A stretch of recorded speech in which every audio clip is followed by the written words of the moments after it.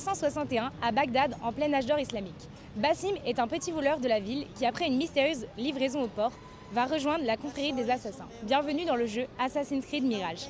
Les développeurs se sont associés à l'Institut du monde arabe pour présenter une exposition temporaire sur la reconstitution de la ville par le jeu. Bagdad, redécouvrir Madina al-Salam avec Assassin's Creed Mirage. Et c'est ce que l'on va vous faire découvrir aujourd'hui, accompagné par Éric Delpont, chef du département du musée.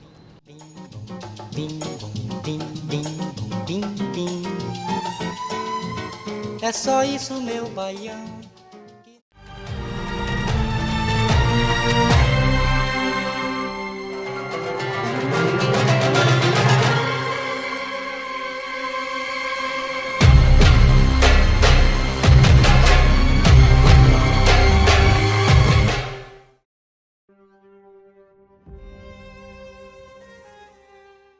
Assassin's Creed est une licence emblématique du monde du jeu vidéo. Vieille de presque 20 ans, elle est la 9e licence la plus vendue au monde. Créée par le studio français Ubisoft, la série va connaître un succès phénoménal jusqu'à devenir une icône de la pop culture. La trame des jeux se base sur une machine, l'Animus, capable de lire la mémoire génétique afin d'explorer le passé. La série met ainsi en scène un conflit séculaire opposant l'ordre des Templiers et la confrérie des Assassins, basée sur les Nizarites, une communauté mystique chiite ismaélienne qui employait des assassins qui étaient craints aussi bien par les musulmans que par les chrétiens durant les croisades. Assassin's Creed est donc une série qui entretient un lien étroit avec l'histoire. En effet, chaque jeu se déroule à une période historique donnée, de l'Antiquité à l'époque victorienne, en passant par les croisades, la Renaissance ou encore la Révolution française. En partant donc de bases historiques, Assassin's Creed développe toute une histoire fictive autour, permettant aux joueurs d'explorer différentes périodes dans un open world riche en contenu et en aventure, en découvrant des personnages importants, les enjeux et la culture de l'époque. Mélangeant ainsi histoire et fiction, avec parfois une pointe de fantaisie et de mythologie, la série Assassin's Creed est connue pour l'importance qu'elle accorde au contexte historique de ses jeux. Leur dernier opus, Assassin's Creed Mirage, présenté comme un retour aux sources de la licence, se déroule au IXe siècle dans la ville de Bagdad, fondée par le calife Al-Mansour 100 ans plus tôt. Malheureusement, la ville fut rasée par les Mongols en 1258. Il existe donc peu de sources la décrivant. Les développeurs du jeu ont dû relever le défi de reconstituer la ville le plus fidèlement possible, avec le peu d'informations dont ils disposaient. Ils se sont concentrés sur 5 aspects importants de la Bagdad de l'époque: la ville ronde, les religions, l'administration et la politique, les arts et la culture, et enfin les sciences et les techniques. Et on peut dire que c'est une réussite.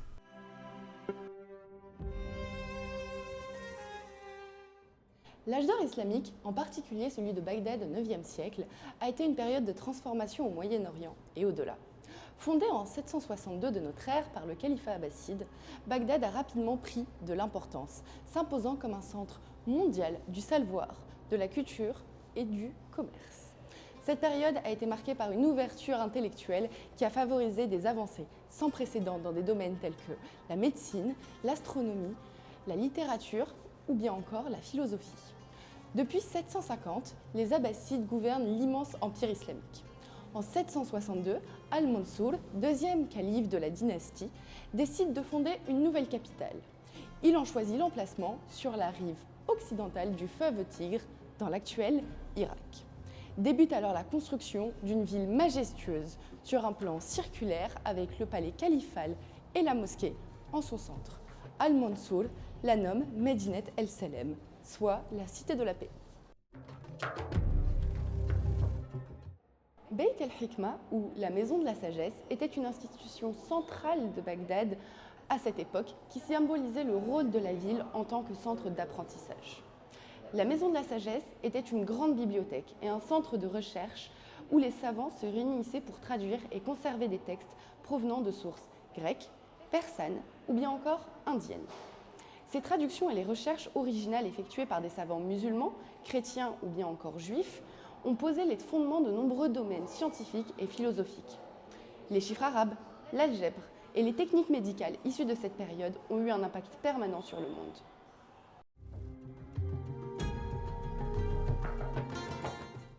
La localisation de Bagdad sur les grands axes commerciaux, notamment la route de la soie, a également contribué au développement de son économie et de sa richesse culturelle. Des marchands venus de Chine, d'Inde, de Perse, de Byzance ou bien encore d'Afrique ont apporté des marchandises et des concepts et des découvertes sur les marchés de Bagdad. Cette diversité se retrouve dans l'architecture, l'art, la mode et la vie quotidienne de la ville. Autant d'éléments qu'Assassin's Creed Mirage recrée avec soin pour plonger les joueurs dans la réalité historique de l'époque.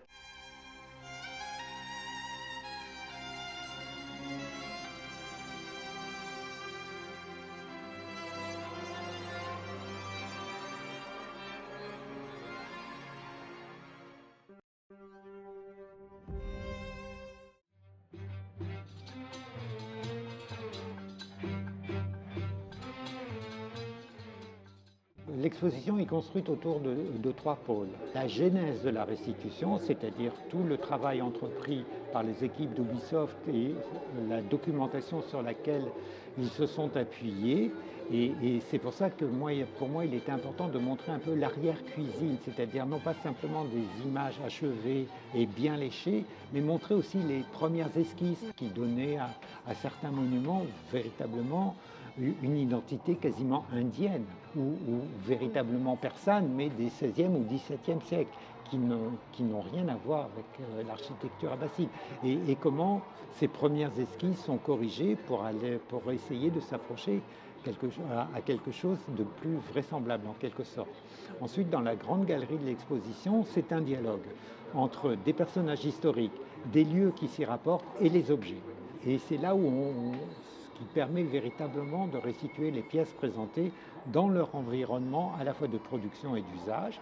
Et il y avait la troisième partie de l'exposition, ça c'est aussi quelque chose à laquelle on tenait beaucoup, c'était à travers les métiers de la Bagdad abbasside, qui concernait à la fois toutes les productions d'usage en métal, en verre, en dinanderie, mais aussi les savons, les textiles, de faire un parallèle avec les métiers nécessaires à la création d'un jeu. Et les métiers nécessaires à la création d'un jeu, ce sont des métiers artistiques, mais pas que. Et c'est pour ça qu'on a voulu avoir cette interview d'une responsable RH d'Ubisoft qui explique un peu les différents métiers. Moi j'ai fait des études d'histoire des arts de l'islam et c'est vrai que la Bagdad abbasside pour nous c'est le Graal en quelque sorte puisqu'on sait que c'était véritablement un creuset de culture.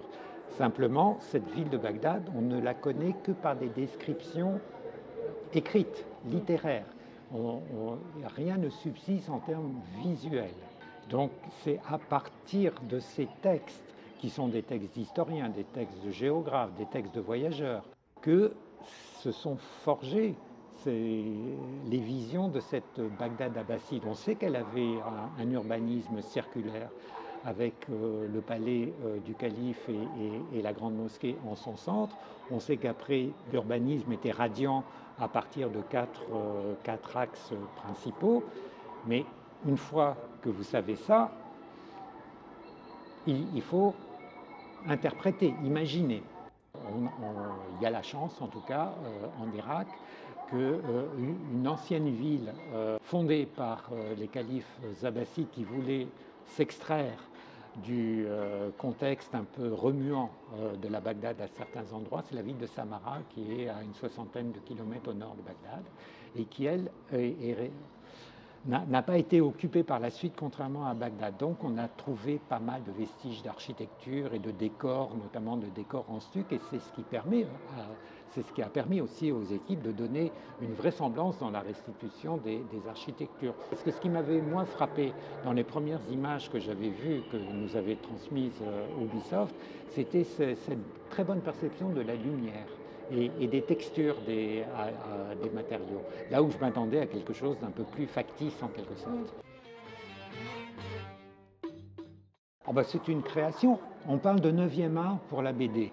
Pourquoi on ne parlerait pas de 10e art pour une certaine production de jeux vidéo qui justement mettent en œuvre des techniques. Alors ce n'est pas simplement pour des jeux se rapportant à des périodes historiques précises, ça peut être aussi des créations complètement imaginaires. Mais quand on voit le travail qui est fait, c'est un travail équivalent aux techniques du cinéma ou dans un autre domaine aux techniques de la BD. Aujourd'hui, l'univers du jeu vidéo est considéré comme un art. Et d'ailleurs, il y a un projet de musée du jeu vidéo qui devrait ouvrir à côté de Marne-la-Vallée et qui aura des collections absolument impressionnantes. Non seulement sur les supports, mais sur les différents types de jeux qui se sont développés depuis la fin des années 1980. Des tout premiers jeux véritablement basiques aux univers qui sont complètement recréés aujourd'hui.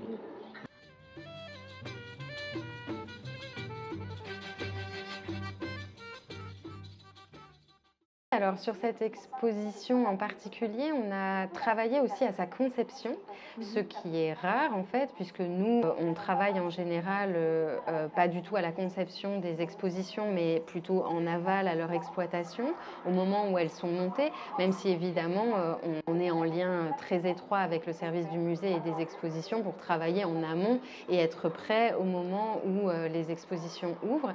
Mais cette fois, Éric Delpont, le directeur du musée, nous a pleinement associés à la conception de l'exposition. On a tout simplement participé aux réunions hebdomadaires qu'on avait avec Ubisoft, une sorte de commissariat partagé, en tout cas entre les équipes d'Ubisoft et les équipes de Lima. Donc ça a consisté à se mettre d'accord sur ce qui allait être présenté, dans quel ordre, comment on allait le présenter et quel allait être le sens de l'expo. Je pense que ce qui était le plus clair pour tout le monde, c'était ce que devait être le cœur de l'exposition, c'est-à-dire non pas une exposition sur le jeu lui-même, mais une exposition sur l'histoire de Bagdad, ou quelle peut être, comment est-ce que le jeu Mirage peut être une proposition, une énième proposition finalement, de reconstitution historique de Bagdad. Donc ça, c'était vraiment ce sur quoi on était d'accord. Après, cette collaboration étant complètement inédite dans le monde des musées, c'est-à-dire que ça ne s'est jamais fait. On n'a jamais fait une exposition classique, on va dire, d'objets avec un commissariat partagé entre un éditeur de jeux vidéo et une institution culturelle importante. Donc de toute façon, c'est un partenariat qui s'est construit au jour le jour. Lors de son lancement le 5 octobre 2023, Assassin's Creed Mirage a poursuivi la tradition de la série consistant à rapprocher le joueur de l'histoire avec Histoire de Bagdad, une fonctionnalité qui ajoute du contexte à la simulation du passé que constitue le jeu. Faisant partie d'un codex intégré au jeu et comprenant des didacticiels et une base de données, la fonctionnalité Histoire de Bagdad contient des informations rassemblées avec soin à propos de l'histoire, des arts, de la culture de Bagdad et du califat abbasside du 9e siècle, accompagné d'illustrations provenant de musées partenaires. Ubisoft a alors engagé des experts en histoire et en art du Moyen-Orient et de sa culture pour travailler sur Assassin's Creed Mirage. Leur travail a porté sur la découverte d'éléments culturellement et historiquement authentiques à inclure dans le jeu, mais aussi à en examiner des aspects afin d'assurer la cohérence avec le cadre. Il a dirigé le choix et la rédaction d'entrée de la fonctionnalité Histoire de Bagdad ainsi que la sélection des illustrations. En rassemblant diverses traditions, ils ont créé des méthodes de recherche et des styles artistiques qui demeurent importants de nos jours. Cet aspect cosmopolite et l'influence que Bagdad a eue sur nos sociétés sont au cœur du récit et de la définition de l'univers d'Assassin's Creed Mirage. Les illustrations d'Histoire de Bagdad ont été fournies par des musées partenaires, dont la David Collection au musée de Copenhague, abritant l'une des plus vastes collections d'art islamique en Occident, l'Institut du monde arabe de Paris et bien d'autres. Les musées ont fourni des illustrations et photos d'une sélection très variée d'objets de la période du califat. Le développement de la fonctionnalité Histoire de Bagdad a été mené par une équipe dédiée d'Ubisoft Montréal. Suite à des séances d'échange et de discussion sur le sujet, les historiens d'Ubisoft, Raphaël Wieland et le directeur de conception d'univers Maxime Durand, ont sélectionné des thèmes et des entrées que devrait traiter Histoire de Bagdad.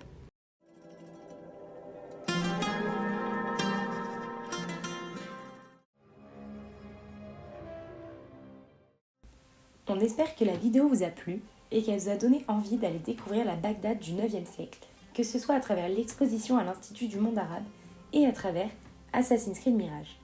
Grâce à cette exposition, Lima et Ubisoft rappellent le lien très étroit qu'entretiennent l'art, l'histoire, la culture et les jeux vidéo.